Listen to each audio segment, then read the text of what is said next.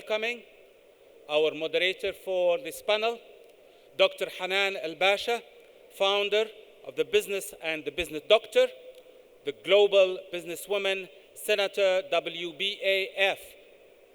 Welcome her, please. Join me in welcoming her. In our panel, we have Mrs. Maria Helena De Filippi, member of European Economic and Social Committee and Vice President of Equality Group. Welcome. Mrs. Reem Baghdadi, Chairwoman of Jordan Forum for Business and Professional Women. يا مرحب بالنشامة. أهلين وسهلين. النشامة ذكور وإناث. عبيدلي العبدلي, President of Arab ICT Union. Welcome, sir. مرحبا. والنعم فيك. Mrs. Reem Badran, founder of MENA Businesswomen Network. Welcome.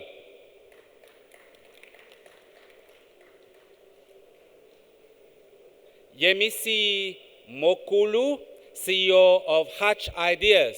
Hatch Ideas. From UK.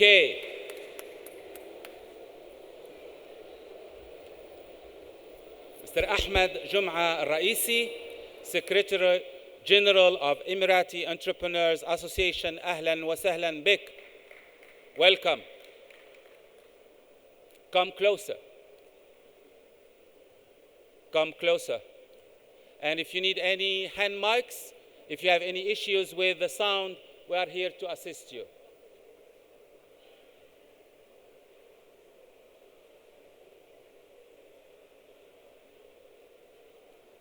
Last and not least, Dr. Jyoti. Where is she? Come on over.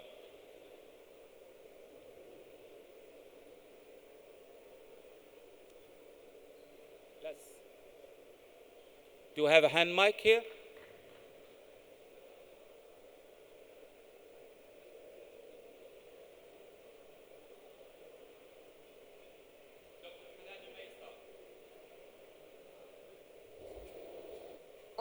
Yes. Good morning, everyone. Thank you so much for being here with us. Oh, okay. You can help. Help? Okay. Yes? Is No? it working? No. This is working. It's okay. Put on. Canada, it's okay. لا Please. It's fine. It's working. Good morning, everyone. Thank you so much for being here. It's an honor and a pleasure to be on the UNIDO path talking about women entrepreneurship, which is an important topic, and I don't think we can exhaust it enough. So I'm going to start by saying thank you so much to our esteemed panelists. It's been a pleasure meeting some of you before and seeing some of you for the first time, and I know you're doing all an amazing job at what you're doing. So I'm going to just start with just a very quick introduction. I'm going to ask each of you to introduce yourselves, whether on the personal level, on a professional level, or the context of how you're involved with women entrepreneurship. So starting with you, please, Helena. Thank you for this invitation. Thank you. So sorry. Okay. Thank you. No. We need to pass on. We have another microphone here for you. Thank you very much. Thank you for this invitation. Thank you, Chair. Thank you, colleagues. I am here as European Economic Social Committee because I am Vice President of the Quality Group, but all my background during the last 20 years is belonging to AFAEME. AFAEME, we are the Federation of Business Women Organization from 23 Mediterranean countries and with more than 61 business women organizations. For this is all our knowledge that I can share with you later on. Thank you. Thank you. Good morning. Thank you, Hanan. My name is Reem Al-Baghdadi. I'm the president of the Jordan Forum for Business and Professional Women and the vice president of the Industrial Women Council, Amman Chamber of Industry. I'm in the manufacturing sector since 2005, running my own company, me and my sister, in the plastic and packaging sector. Also, I've been representing the private sector in Jordan at the G20 Summit, the Women Empowerment Pillar, for 3 years from 2020 to 2021. And I'm so happy and delighted to be with you here today. Thank you. Thank you. Good morning, everybody. As you will notice, I'm a minority among the ladies. My name is Ubaidli Ubaidli. I'm the chairman of the Arab ICT Union. I'm a board member of the WSO, and I'm chairman of a group of companies in Bahrain, which is Atyaf. Thank you. My name is Reem Badran. You have two Reems, also from Jordan, so you would remember us. I'm a founder of MENA, Network for Women, which is a regional network for women businesses in the Arab region.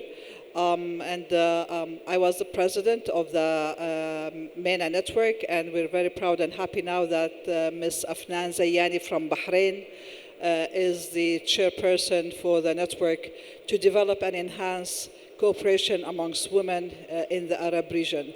With this, I would also like to recognize that in Jordan as well, we have a booth for the business community, entrepreneurs and startup, and we have a beautiful project I would like you to go and visit just across from the hall with the name under Juman.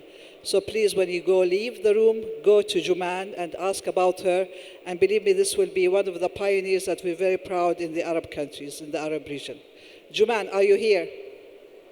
She's coming. She'll be here in a second. Thank you. My name's Yemisi. It's such an honor to be here. I'm the founder and a manager of a business development agency called where you'll find a proliferation of women in those sectors. The way we support is through advocacy, as well as actually providing foundational business support, one-to-one and mentoring. Our aim is to get these women to be really strong and sufficient and successful and sustainable in their businesses, and in turn be able to ensure that those who want investment are able to get the investment that they need. And it is wonderful to be here. Thank you so much.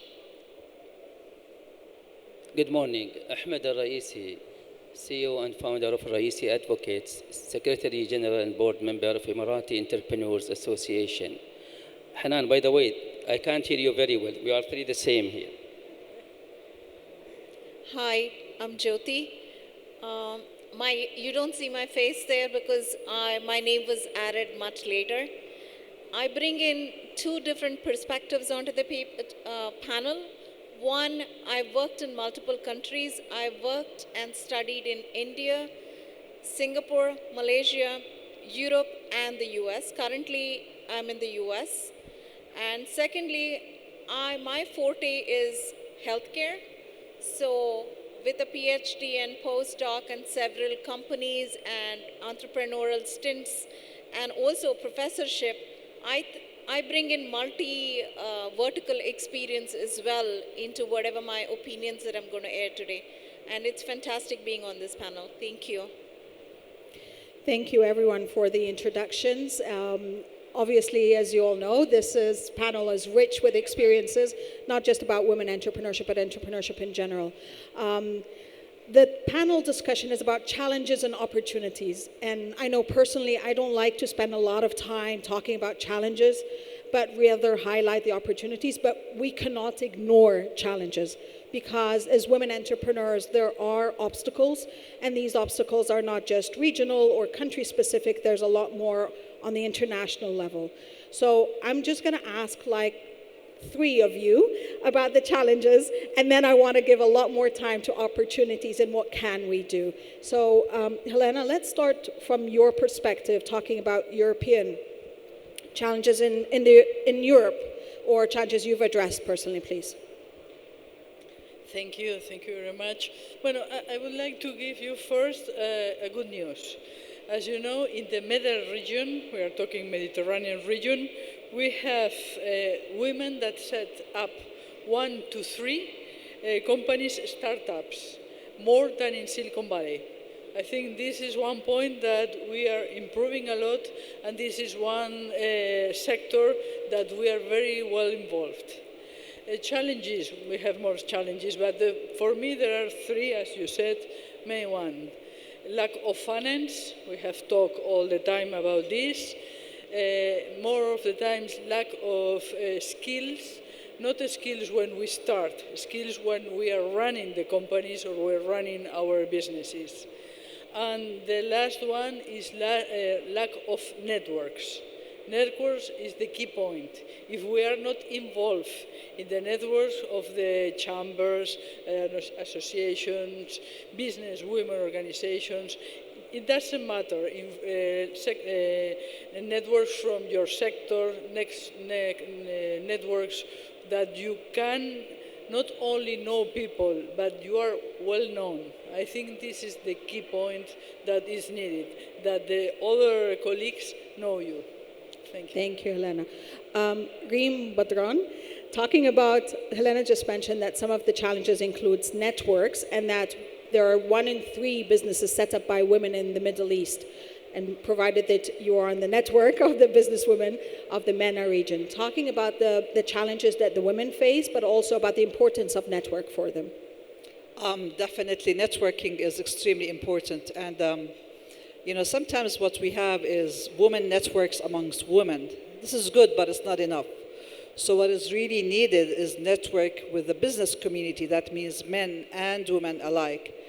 And, like also in conferences, you see women topic. This is good, but we'd like to see more women in panels, all kinds of panels, because it's not like a sector that is totally separate. It's part of the business community.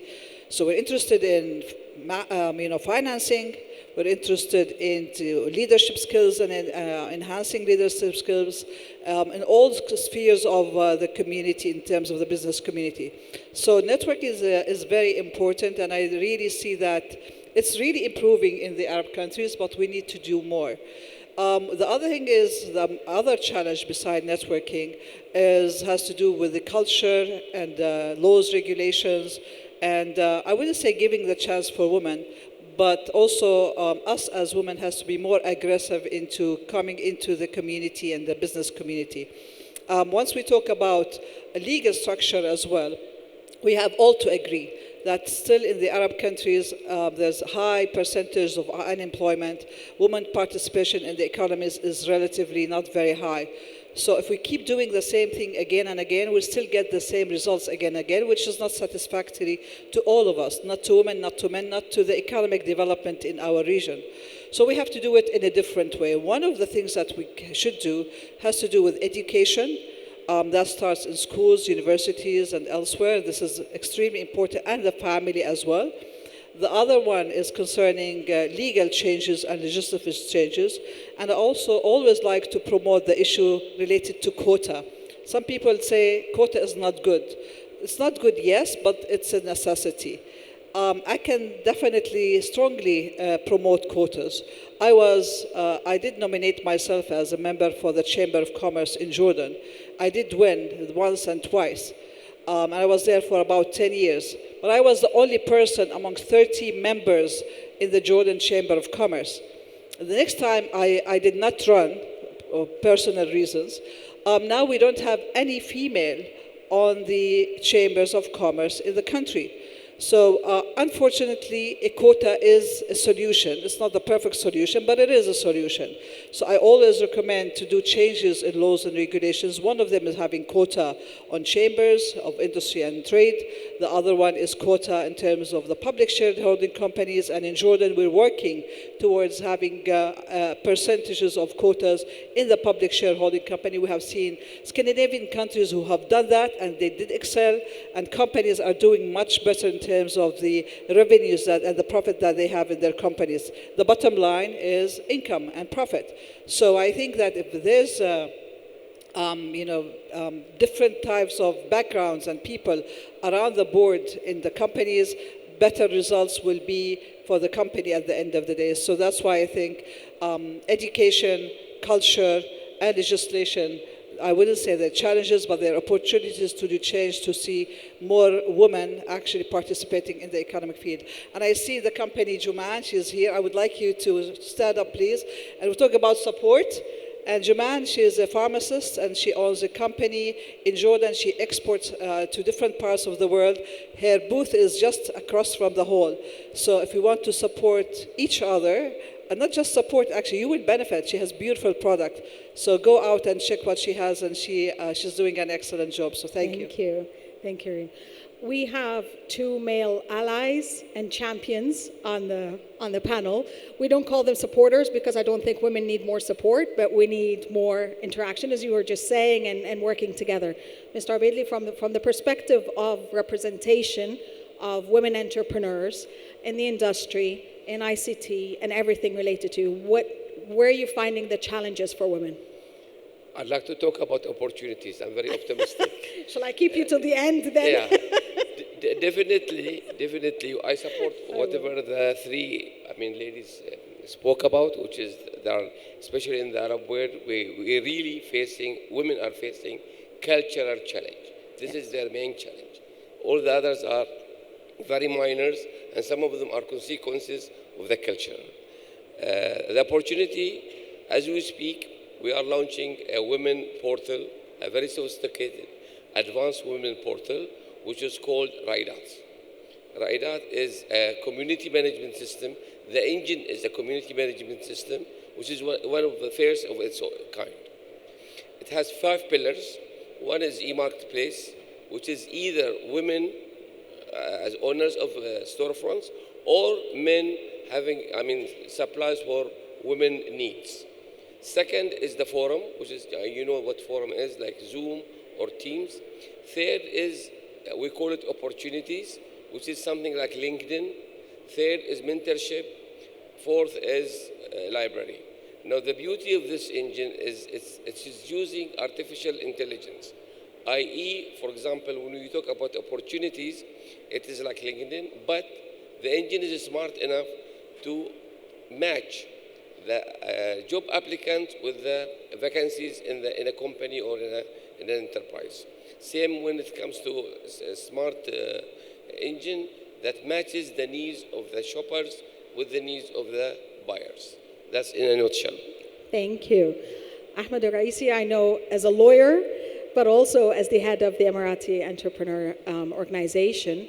Let's talk, or association, apologies. Let's talk about the role of women in the association, but also about whether the legislation and the regulations are in support of women entrepreneurship. I can speak about the United Arab Emirates. I can see some challenges here at the beginning, and I think these challenges here opportunity in the United Arab Emirates. To be honest, we have solved many of these challenges, and what I can see here, financial investment, education. If it is a challenges in some other places, in United Arab Emirates, it's an opportunities for the women. This is the first part. The second part, and I think more of the audience here who are residents or nationals in the United Arab Emirates, they can see the scenes very clearly. There is big support from the government and the federal or local authorities. Legislation, I'm always saying, is the infrastructure for anything in this life. From the legislation perspective, and I have been part of some time in drafting and reviewing some legislations, I think in United Arab Emirates in particular, we have the best scheme of legislation which can give big scope for the women to do their business and activity. So, frankly speaking, I think we are doing good here in United Arab Emirates. In the association, yes, maybe recently we have done some restructuring for the association, which at least we focus on the in-house issues rather than going outside. But in our plan, and this is the session which also shed the light for me, as I told you, this is a good opportunity for me to just have more plan how to support the women, although we have done that in the past, but we will do it more in the future. And we have many of women business in our association, and they are very productive and they are very successful in their businesses. We are supporting them. I don't want to make it long, but we are supporting them. Thank you. Green Baghdadi, I know we were talking earlier about some of the challenges, and we'll talk about the education part, and that's part of our panel, and also the representation. Can you talk a little bit more about that, please? Thank you, Haneen. Actually, I'd like to highlight two things. One that you have mentioned, and the other one which I would like to talk about is the financial literacy, because it's one of the challenges that I believe can pave the way for many other challenges and can solve them. So to start with, we all are aware that both men and women, they do have some financial or some insufficiency in the financial literacy. And this is, of course, very much important because it affects their participation in the economic and financial activities and enable them to take the right and the appropriate financial decisions for their work and for their life as well. But what we realize is that women actually have less financial knowledge than men, and this is obvious in all researches. And also they have lower access to the formal products actually, or the financial products than men. So therefore they have specific needs which should be addressed in order to be able to solve them. Of course, the financial literacy is very much important to empower them, to enable them to choose and to access the appropriate financial services and the financial products that the financial institutions provide to them, and this will help them to take a step and level their work more. Of course, the need to address this financial is actually it's acknowledged at the global level, and I remember that the G20 declaration, the leaders' declaration at the G20, more than one time, they stressed the importance of the financial literacy and that this is something that should be worked on. And this, of course, this calls for proposals, and this also calls for policies to address this gender inequalities, both in the economic opportunities and in the financial literacy. Now, the consequences actually for not being able or not being aware of the services and the products and have this financial or insufficient financial literacy is linked to several other financial decisions. Women who tend to be more efficient in their work, they are the women who know more about the financial services and products, and most likely it's about paying attention to the cost, to the fees, to the interest rates when they are having loans or when they are buying any product from the financial institution, being aware of the risks when they are actually entering any business. So it's very much important, and I would like to give you some statistics in this regard. These statistics are only for the women in business, and we're not talking about women in general, we are talking about women in business. Only 49% in the United Kingdom of women know how compound interest works. This is against 75% of men. So we have really a huge difference. In Poland, almost 60% of women who do not know or do not know that high investment returns are accompanied by high risk. And for business, this is something very much important. In the United States, for example, 32% of women with low financial literacy are likely to engage in a problematic credit card behaviors. And this, of course, also have its consequences and influence their work and their life. The good thing is that women recognize this, and they know that they lack financial literacy. And this is very much important because they are actually an ideal target for the financial education programs. And from here we can get into education and into training. And the research shows that financial education programs seems to be particularly successful for women more than men because of this, because they are aware that they need this information and they want to learn more about this. Of course, to build this financial knowledge will require. Sorry, Reem, I'm going to stop you there because that's part of what the action points of what to go through there. But I want to take that point and I want to ask you, Misi. Okay. Thank you. You're Financial literacy. Do you believe that that is part of that impacts, or the lack of financial literacy, is that impacting the inclusivity and the representation of businesswomen from the work that you do? Absolutely, but I think it's financial literacy for everybody, investors as well as government agencies and NGOs. So for instance, because we work in the creative and cultural industry, specifically because about 70% of the actors will be female, what you have is investors don't really understand how to invest in those sectors. The women actually are quite aware because they're running the business. And so the challenge is to actually get data. Right now you can get very little data on those sectors. So I would say financial literacy across the board, and at Hatch, that's what we do. We bring together all the stakeholders to get a common understanding.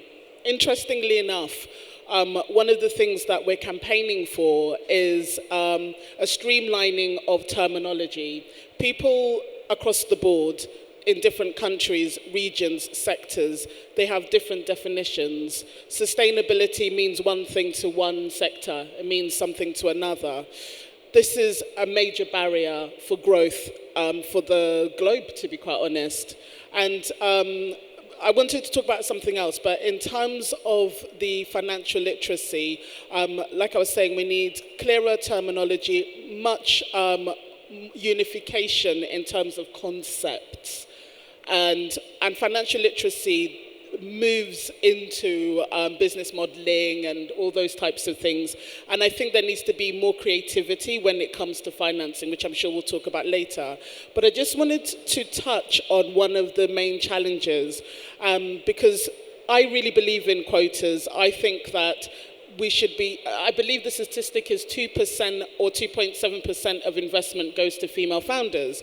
So, you know, why can't we get to a stage where in 3 years it's 10% and investment companies and governments will start to get fined maybe, or maybe not fined, maybe championed because they are hitting these quotas. But then there's also society. So I'll give you a quick example and I'll pass the mic. We run a lot of training programs across Africa, and we're concerned because sometimes we'll get like a lot of applicants from females and sometimes we won't. So there was one instance where we had this amazing lady. We were so excited. She'd gone through everything. And then she sends me a message and says, I can't take part. And I'm like, why? And she goes, my uncle is ill. I have to go back to the village and look after him. I mean, I was personally like, why can't someone else do it? But this is the truth. Society needs to champion its female innovators and entrepreneurs. We have to stop leaning on women for all of our problem solving. We have to come together across the genders to actually support our families and our communities. And if there is a woman in the center of your family who shows aptitude, we praise her, we champion her, we give her support. And there's two examples, that's why I'm sat here. One, when I first started, someone gave me a bursary so that I could have childcare support. And another lady gave me a grant and paid for me for a whole year to spend with my daughter on the promise that I came back into the work I was doing. This is called championing women. Thank you. Thank you, Misi. Dr. Jyoti, you've worked in multiple countries, and multiple cultures. Yumisi was talking about terminology and the difference within the culture of an ecosystem, and we were talking about championing women. So from your perspective and your experience, how are you seeing the impact on not just the social culture, but also the ecosystem culture on women entrepreneurs? Sure. So I would also bring in another context. I would also bring in another context into this, women in science. So if you take all these different variables into one big picture, I do see two different aspects that need to be addressed. education, training, be it financial, be it any form of science or social science. And the second one is access to this information. And third is going to be the pathways to getting where we want to be. For example, if you talk about education, there's a disparity. The US, European scenario is way different from that of the scenario in Asia. Some countries, you have female dominance in some of the sciences, whereas in other countries, access to education itself is faulty for women. So what needs to happen is a kind of catalyzing or an agency that is created to make sure that opportunities that are available for education and training are made aware of in different countries. I think country-wise segmentation is what impedes the progress, so it needs to be an international effort. The very fact that this many number of women from various countries are getting together on this podium and initiating a discussion is a very, very positive step in that direction. The second is information is always falls into three categories: known knowns, known unknowns, and unknown unknowns. The fact that there is enough and more capital available for women-centric companies and women-centric entrepreneurial efforts is not known to a lot of people. So a combination or a platform created by internationally relevant set of people and dissemination of this information, I think, would fill the gap in a large way. Thank you, Dr. Jyoti. Okay, I'm aware of our time, but of course we can't wrap this by just talking about all the challenges. We need to be talking about what are the opportunities and what are, from each of your perspectives, what are initiatives that you are championing to be able to empower more women in business. So I'm going to give each of you the chance, excuse me, I don't know why I'm losing my voice, to please, thank you. In a couple of minutes, please, from your perspective, each of you just share with us what can we do to turn this around from challenges of women entrepreneurs to all the amazing opportunities that women entrepreneurs bring, and how to change the financial investments and educational shortfalls into opportunities and an outlook to the future. Thank you, thank you. Always talking about opportunities is a challenge for us. I think the main point is bring it closer. Yes, please. If we educate society about the value of women entrepreneurship is a key point. Why? I will give you only two data. According to the IFSC globally, there are about 9.34 formal million women-owned SMEs, which are the third of global total SMEs around the world. And what it means that only 6 economies, Vietnam, Philippines, Thailand, Malaysia, Peru, and Indonesia, women show equal or higher entrepreneurship rates than men, only 6 countries. For this, we are improving. We are a third percent, but we need to improve. And why? Because, as you know, when women own a company, all the society has this opportunity to increase their revenues, because we have this point that women reinvest 90% of their earnings in their families and communities, and this is our future. Thank you. Thank you so much, Green. Thank you. Allow me, Haneen, to talk about this from a manufacturer perspective. In manufacturing, and this is one of the sectors that women are actually minority, and it's a male-dominated industry, as you know.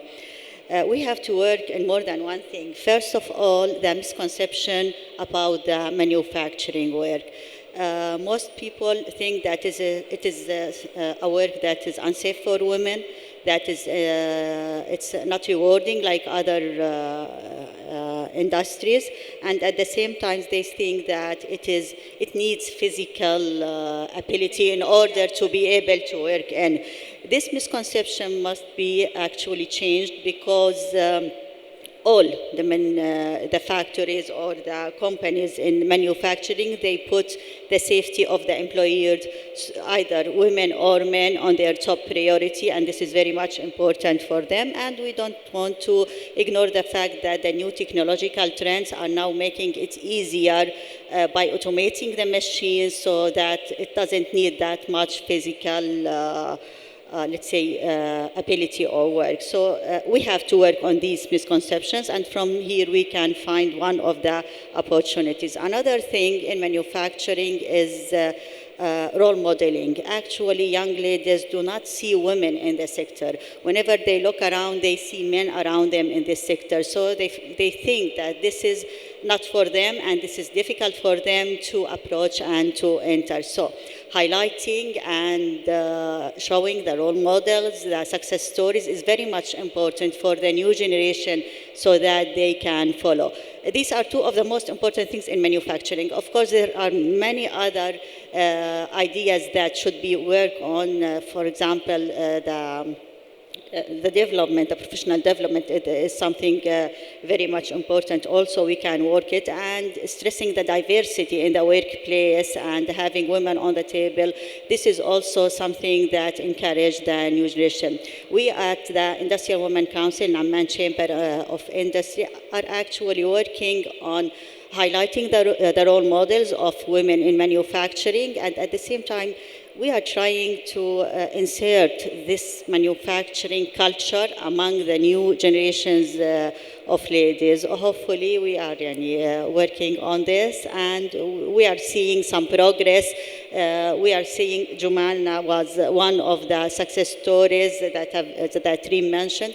We are seeing many success stories that should be highlighted and that should be, should be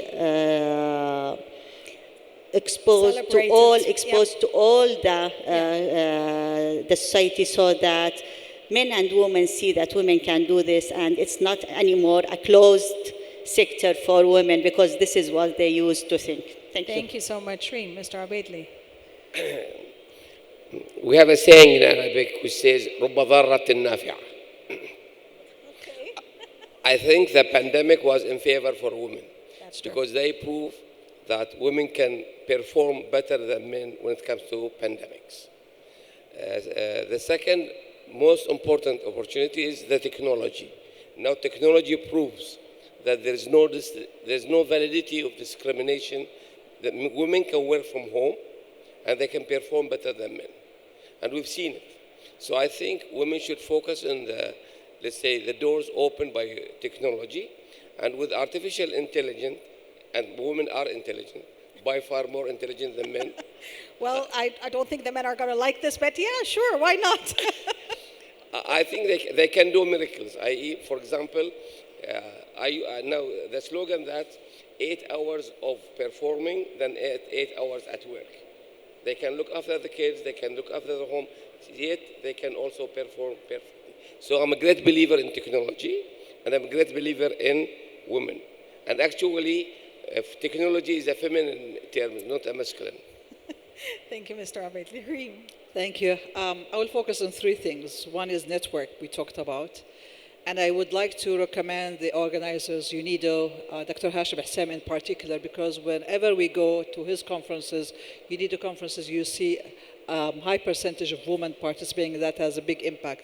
I'd like to recognize the Bahraini delegation, who are very active actually, and they have really strong network and they do good network.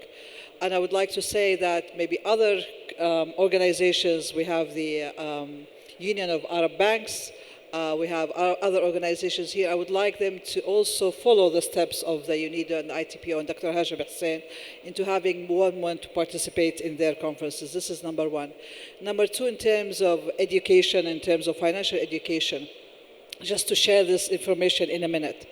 In Jordan, we do actually have and changed our curricula, the primary schools and the senior school, in which we have financial education as in the curricula for boys and girls as well.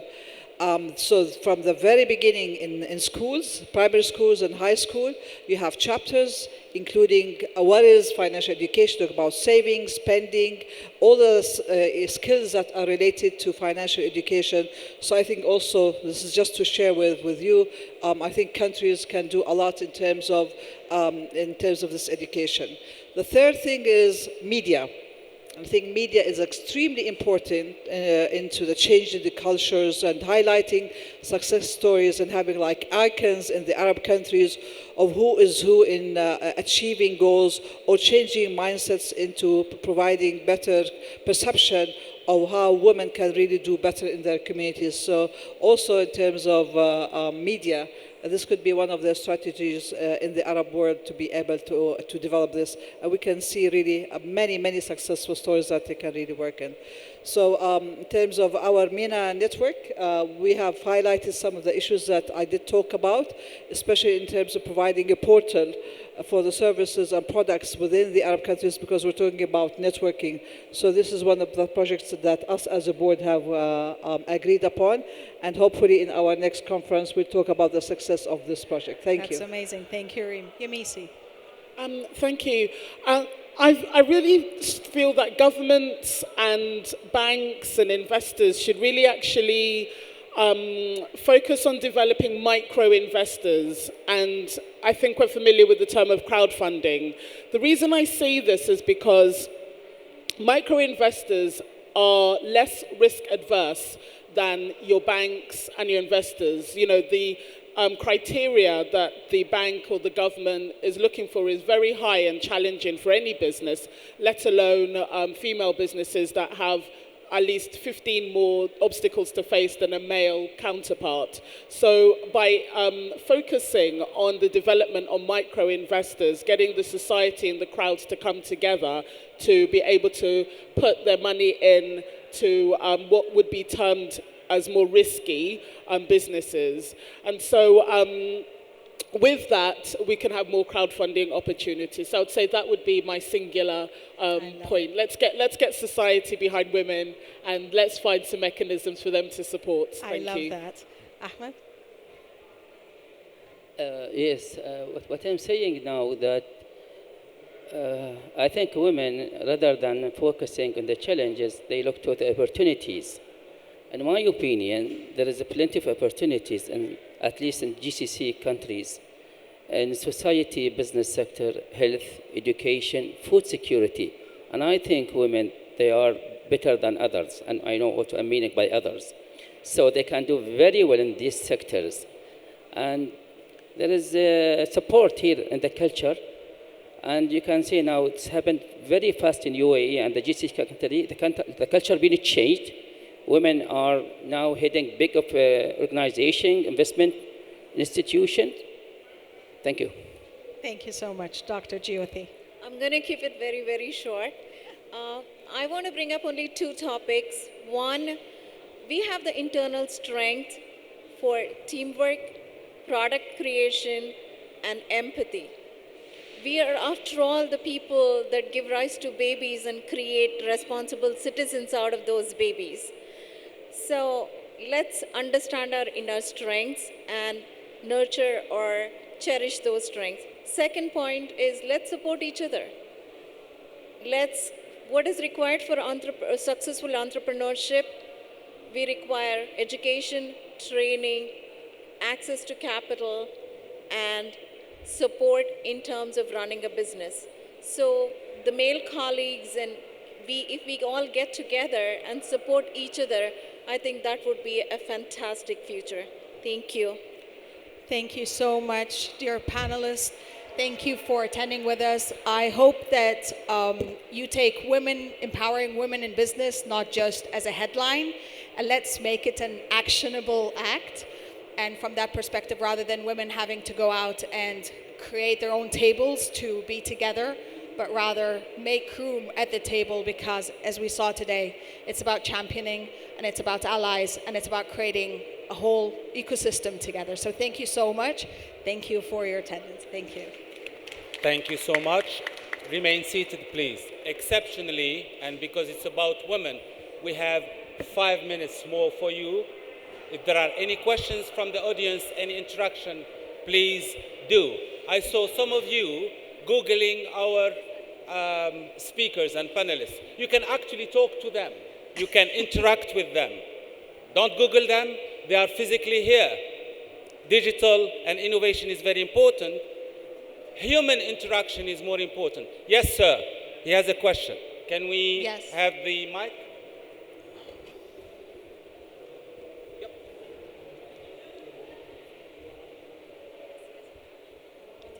Hi, thank you so much. My name is Munir, and my colleague and I were part of a group that actually runs startup programs, including startup programs for women in Middle East and Africa. And one of the things that we're really trying to do is change the culture, the dialogue, that the purpose or some of the key values around supporting more entrepreneurship and more opportunities for women is not just to benefit the women, but that it benefits all of us. It benefits men, it benefits children, it benefits our communities, our cultures, our economies, our planet, etc., in terms of having a more inclusive economy and ecosystem. And I'm wondering if there are ideas of just some ways that we can change that dynamic. It's not out of generosity only that we should be doing this. This is important for all of us. And we need to kind of shift and evolve that dialogue, I think. Thank you. Reem Badran, I was just about to say, you were talking about the quotas and the cultural impact. I totally agree. I mean, the benefits at the end of the day is not just for women, it's for the community at large. And I hate it when they say women's sector. We're not a sector, you know, we're there, we're people as well. So this perception, as I said, it has to do a lot with culture. So media can play a role, education can play a role. And in the private sector, sort of the dollars is the bottom line. So if you see women around the table with men as well, and they have more profit in the company, then the community will believe more. So I think we have to be more on the table of the decision-making system to make it really happen. And it does take time. It's not just in our region, in the Arab countries, it's all over the world as well. So this is an international, global issue that I think all of us have to look into. And I think the world will benefit. So now the world is being run by men. Let's see if they have equal shares in running the world. And I think it will be a better world at the end of the day. I agree. Thank you. Thank you. Just very quickly, I do a lot of work developing entrepreneurs across Africa, but I'm going to go back to its mindset. There's a visualization deficiency that cannot see women in certain positions. There is only this place. That glass ceiling needs to rise. Oops. And if we have to do that through quotas, then that's what we have to do. And so I guess really women are integral. But the other thing is that women do actually intrinsically have a purpose-driven businesses. And unfortunately, the investment community still doesn't recognize social KPIs. So until that becomes integral to the bottom line, we will also see this plateau where female-led businesses won't be seen as being able to meet global challenges. We need to make the case that women meet global challenges holistically. Thanks. Mr. Abedli? I think one of the terms we should delete from our dictionary is empowerment. Women no more need empowerment. I think maybe the time will come which men will need empowerment. When we see the achievement of women, achievement of ladies, especially the entrepreneur, and we have very good experience in Bahrain. Women entrepreneurs in Bahrain have done really marvelous jobs. So we have to delete women empowerment from our mindset or our dictionary. I have to object. I'm all about women empowerment. I have to object there. But I don't think, again, it's women empowerment. We don't want to be saying, we're strong, and again, it's about the headlines. Empowering women is about making sure that the social conditioning that they got and the cultural conditioning is reversed, and they believe that they can do it. That's women empowerment. And exactly. No, it's not negative. Okay, now it's another debate. But the other part and the parallel is to make sure that more women are in power. And this is going back to having more like the place at the table for the decision making and for influencing legislation and regulations and everything else. But I'm going to be a women empowerment advocate all the time, so I can't change that. One more question, please.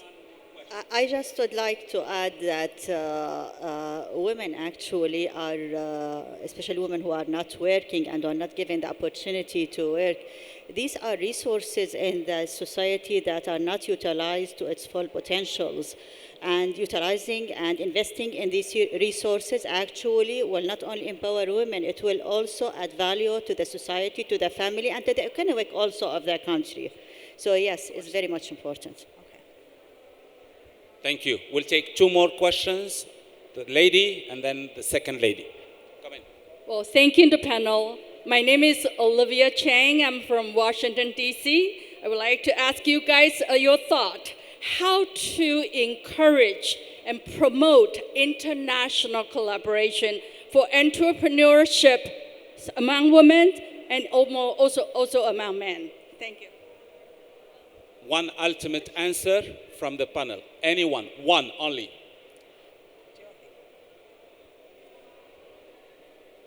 International collaboration or international support for women entrepreneurs is the need of the hour. So what, in my opinion, to create a catalyzing body or a consortium or a non-profit entity that caters to all aspects of supporting women entrepreneurship needs to happen. Maybe this is a great beginning for that because we have our male colleagues supporting us, being in sync, and also we have representatives from all over the globe here on this very stage, including yourself. So I think we have all the ingredients to create an entity such as that. Thank you. One last question here. Okay, hello everyone. My name is Wafa from Ahli Bank Oman. I'm proud to see myself in front of all of you today. I listen about the powerful of businesswomen around the world or around the Middle East, and which I saw the stronger one in Bahrain. I encourage them and congratulate all of them for this strong club. Is there any plan to create a businesswoman club around the Middle East? Anyone from the panel? Yeah. Yes. Thank you, Oman. Actually, I represent the MENA Businesswoman Network, and it's a network within the Arab countries. We're relatively new, and we have about 11 Arab countries that are members now. We're looking to have also Oman. We don't have membership from Oman. That's not just, it's not for individuals, it's for organizations. So we'd be more than happy to talk to you about this. But for gender equality, there's a gentleman that have asked for a question as well, if you don't mind to give him a chance. Well, Ms. Maria first. Thank you. Only to tell you that we are trying the Mediterranean, European, and Middle East women entrepreneurs to join our networks with collaboration with MEOs, trying to join our efforts. I think is the next step that we have to work on it. Thank you. The gentleman with gender equality question. Who is he? Yes. Hi, a very quick question. How do you think that these new trends of no-code and artificial intelligence generative could be applied to improve digital inclusion and digital entrepreneurship for women? Sorry, can you repeat again, Miguel? A bit closer. Sorry? The no-code movement that is democratizing digital skills for non-technical people, allowing them to build digital products and digital skills.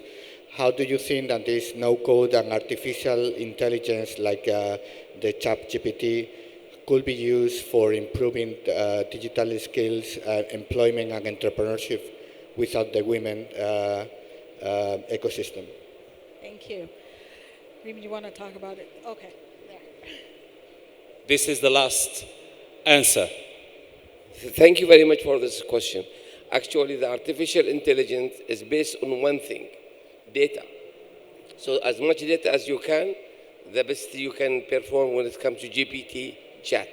So I think it is time for women to compile as much data as they can in order to be present on the net, and that will help for anything based on artificial intelligence. Thank you. Thank you so much. Sorry, I have to respond. Yes. Across Africa, we're talking about digital deserts, okay? I love AI, I think it's great, but I think we need to put in, if not more, effort into low-tech solutions that support women where they are. We run a lot of programs, and 99% of the women do not have access to these digital technologies. I love AI, but we're not there yet. So let's also champion low-tech solutions like networking and information sharing at a women's level. Thank you. On this note, thank you so much. A commemorative group photo with the Wonder Woman panel. Come in.